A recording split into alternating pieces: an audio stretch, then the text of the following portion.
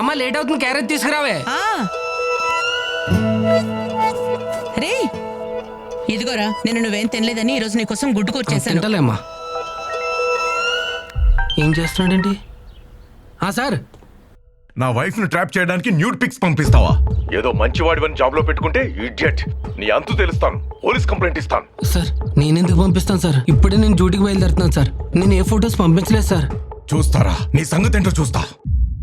ఎవర్రా? ఏమైంది అలా ఉన్నావు? ఇదేడుస్తుంది. ఆగవే, ఎందుకు ఏడుస్తున్నావే? ఏమైంది?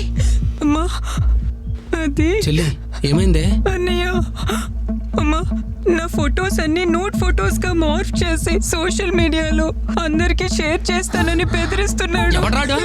అది నువ్వు లోన్ తీసుకున్నావంట కదా, అది రీపే చేయలేదని నా ఫొటోస్ అన్ని సోషల్ మీడియాలో అప్లోడ్ చేస్తానని వార్నింగ్ ఇస్తున్నారు.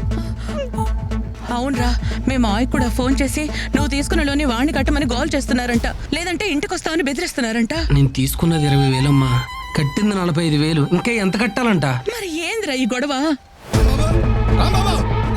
చేసిందంతా చేసే లోపల దాక్కుంటా పెట్టరా, బయటికి రా. చేద్దావా ఎరా? మీ పక్కింట్లో దిగిన పాపానికి మమ్మల్ని ప్రశాంతంగా బతకనివరా? ఏమైందన్నయ్య? ఏమైందని నెమ్మదిగా అడుగుతా వింటమ్మా. మీ ఓడి ఎవరి దగ్గర లోన్ తీసుకున్నాడంట, అది కాస్త ఎగ్గొట్టాడంట. ఆ యదవులందరూ నాకు కాల్ చేసి నన్ను నా కుటుంబాన్ని బండబూతులు తిడుతున్నారు. అయినా పోయిపోయి వాళ్ళందరికీ నువ్వు నా నెంబర్ ఎందుకు ఇచ్చావురా? ఒక్క నిమిషం బాబాయ్. మా పక్కింటోళ్ళ నెంబర్లు, మా బంధువుల నెంబర్లు మీకెలా వచ్చినాయిరా? యాప్ ఇన్స్టాల్ చేసినప్పుడే మొత్తం నీ అన్ని డీటెయిల్స్ వచ్చేసినాయి, అర్థమైందా? నీ ఫోటోస్, నీ వీడియోలు అన్ని వచ్చినాయి. రే, తీసుకున్న దానికి అసలు దానికి మొత్తం వడ్డీ కట్టేశాను కదరా. కట్టిందే లేట్ ఫీజు, పెనాల్టీ దాని వడ్డీకే సరిపోయింది పైసలు. అసలు ఎవరు మీ అమ్మ మొగుడు కడతాడా? రే, ఇదంతా మోసం రా, మీరంతా చీటర్స్ రా. రే, మీరు అసలు మనుషులేనారా? ఏదో అవసరంలో కొద్దిగా లోన్ తీసుకున్న పాపానికి నన్ను ఎంత లైన్స్ ఇస్తారా? ఇదంతా ముందే తెలిస్తే అసలు మీ దగ్గర నేను అప్పే తీసుకునేవాడిని కాదురా. చెలగల్లన్న రక్తం అంతా పీల్చేస్తున్నారు కదరా. అరే అరే, ఇవన్నీ అప్పులు తీసుకున్న ముందు ఆలోచించాలి.